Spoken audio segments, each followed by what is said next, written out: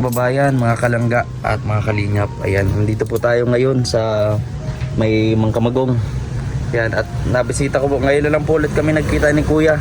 Ilang taon na po nakakalipas. At kung natatandaan nyo po sa mga nakakaalala, no, sa mga nakakaano, ito po yung malapit.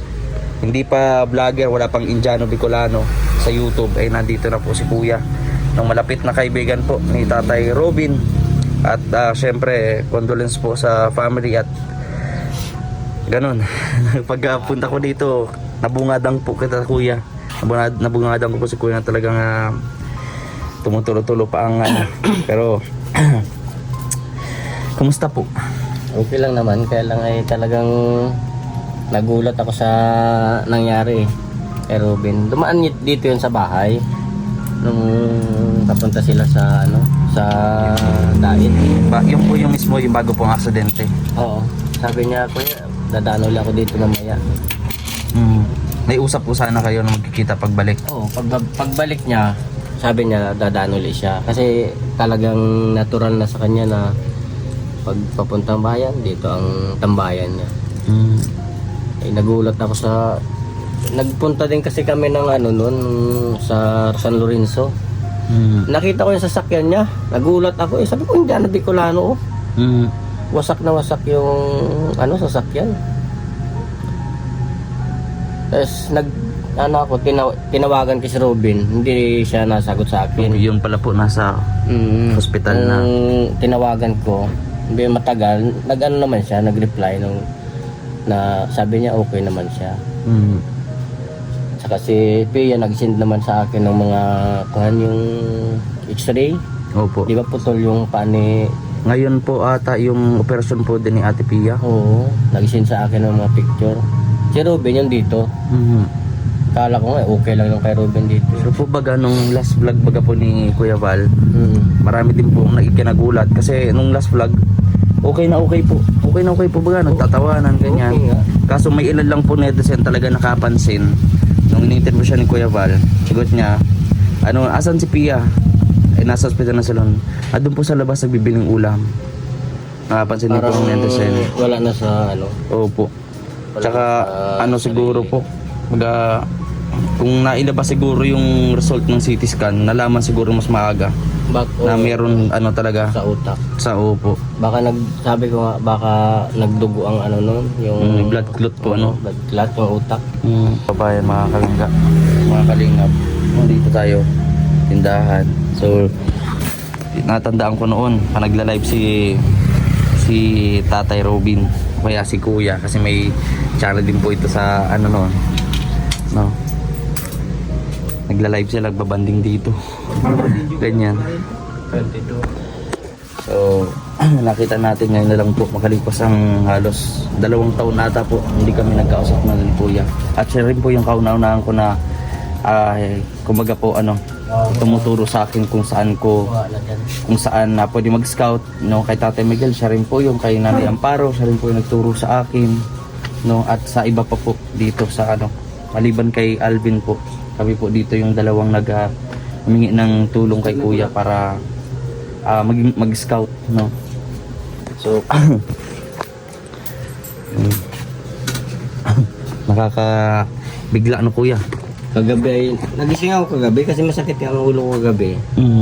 Nakita ko yung post ni Kuya Bal. Sabi ko, gulat na ako kagabi. Biglang-bigla pa pero Kuya, wala man pong may kumbaga nung bago mangyari yung aksidente, di ba, napunta dito sa mga sumunod pang araw, wala bang kumbaga mga pahiwatig o kung ano pa man? Wala naman, basta sabi niya sa akin, dadaan ako dito sa Kuya. Yan nga nangyari. Wala na.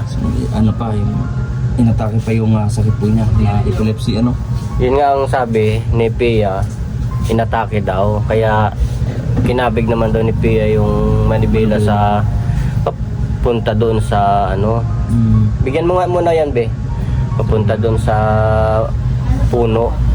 Sana hindi man na ako ni Pia na siyempre nataranta na din siguro. Sana handbrake na lang. Nag-handbrake sana. Siguro sa sobrang taranta. Yun.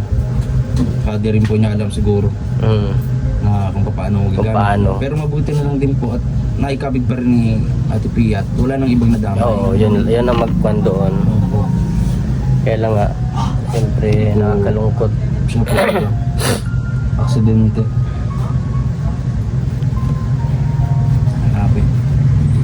Ngayon mga po. Hindi pa po nagpupunta dito si Alvin. Hindi pa, nakita ko yung post lang ni Alvin kanina. Kanina ako gabi. Nag-live si Alvin. Pero hindi pa siya napunta sa sa ospital. Parang ano pa lang po, nasa morgue pa lang po. Nasa morgue pa rin po yung bangkay po ni Tatay Robin. Oo. Baka po mamayang gabi pa yun. Tsaka hinihintay rin po mga kalangga, no? Kababayan. Hindi rin nga ako Yung si Kuya Nico, kapatid po ni Kuya Robin, uuwi dito. At sabi nga ni Kuya Wal po kanina ay ilang araw lang yung lamay at ipakikremate sa Legazpi at dadalhin po sa India. No? Pero pero may mga komento rin po nito sa na dapat magdedesisyon ay si Ate Pia, ang asawa, kasi opo, no? Kasi naandito. Pero sa ngayon po ay hindi po muna tayo dyan magkikialam, mga kalingap, mga kalangga, no? Kasi sa ngayon po ay naglulok sa apa ang buong team kalingap, no? Sa biglang pagkawala po ni Tatay Robin. So, kuya, anong message niyo po siyempre sa family po kay Ate Pia? Wala na tayong magagawa. Kay Pia, magpakatatag na lang siya sa mga bata. Siyempre para sa mga bata, meron mong 4 na bata yung naiwan. Kailangan talaga magpakatatag na lang si Pia. Hirap po, no? Ang hirap. Kaya, Yun ang sabi ko kagabi, iniisip ko. Ang liit pa ng mga bata eh. Tapos, siyempre, wala namang ibang inaasahan si Pia. sa ano din po ni Kuya Robin, sa pagbablog din po Pagbablog niya. lang din sila maasa. Kaya sobrang... Pero nag-chat sa akin si Ruben, sabi niya, okay lang ako kuya, sabi niya. Yung sa ospital po. Oo.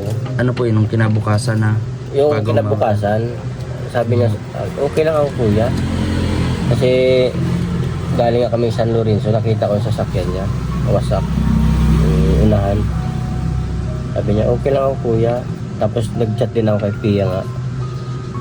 May yun nga, yung kay Pia, sabi ko, mas malala yung tama ni Pia kasi sa paa, Opo, sa paa. putol yung paa, basag bagay yung yung buto, putol. Yun pala, mas masama yung tama ni... Hindi agad Robin. nakapagsabi po si Tatay Robin na may iniinda na po siya sa ulo. Ano? Oo. Sabi nung kapatid ni Pia, tumaan dito, parang iba ang kwan ni Ruben kuya. Para bagang nababaliw si Kuya Ruben. Tapos nag-live nag-live na si Kuya Bal. Ayun nga po. Ay hindi daw niya kayang tiisin na, di ba ginapos daw siya nakagapos yung paa sa kamay ni Ruben. Sabi ko talagang matindi ang Sa ano nga po yun, hemorrhage. tama ni Ruben. Nagwawala daw kasi si Ruben.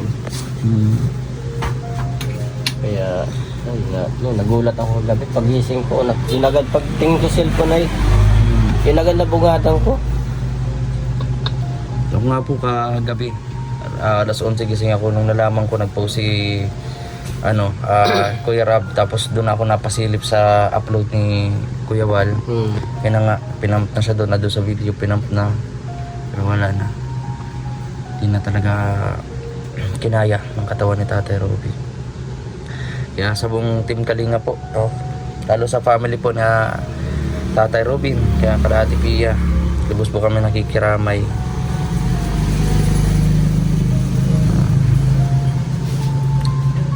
Wala nang Tatay Robin madalaw-dalaw sa inyo kuya dito.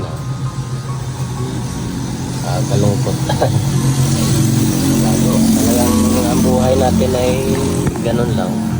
Hiram lang po, no? Hiram lang natin ang ating buhay. Kaya siguro pagka wala tayong magagawa, oras na siguro.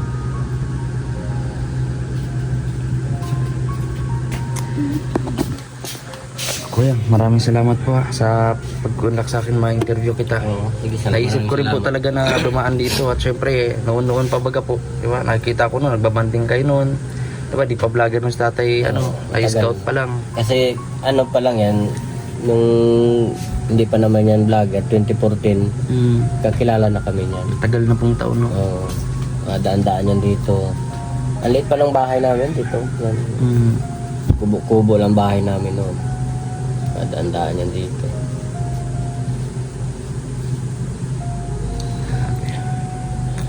Salamat po, kuya. Sige. Ano po, siguro po kung makikipag-ano din po kayong laban. Pupunta din ako doon pagka ano ko na nandun na si Rowin sa Pambuan. Pupunta din ako doon. Salamat po, kuya. Yan, salamat po. Eh, maraming sa salamat. mga ano po. Pagbisita. Ngayon lang ulit tayo nagbalita. 2 taon o 3 taon po ata. Mga 3 taon na. 3 taon. Ayun. So, sa ganitong sitwasyon pa tayo magkita. Nakakalungkot na sa nangyari. Ganun talaga. Siya po. Kailangan tanggapin. Para sa kapayapaan din ng yumao. Yan, kuya, salamat po. Sige. Salamat po kayo. Mauna na din po kami. Opo, at mapadait pa po. Salamat po. Ayun, mga kalangga, mga kababayan. Muli nating nabisita si kuya. At syempre, puntahan din natin, madadaanan natin doon yung sasakyan na sinasakyan nila Tatay Robin at ni Ate Pia doon sa may dait po, sa may malapit po sa munisipyo, boundary po ng Basud doon at dait. So tara po, samahan niyo po ako mga kababayan, at salamat tayo na interview natin si Kuya Yang. Matalik pong kaibigan po yan ni Tatay Robin simula sa simula 2014 pa. Tara po mga kalangga. Sirang-sira po, ayan yung salamin sa likod po. Okay, dito lang po talaga tumama. Napakalakas po ng impact. Kung makikita po natin sa CCTV kanina, papapanood ko po sa inyo, lakas ng impact. So yun na pala po yung sinusumpong ng epilepsy si Tatay Robin, at tumama po dito sa may puno. So ito po yun, talagang wasak na wasak.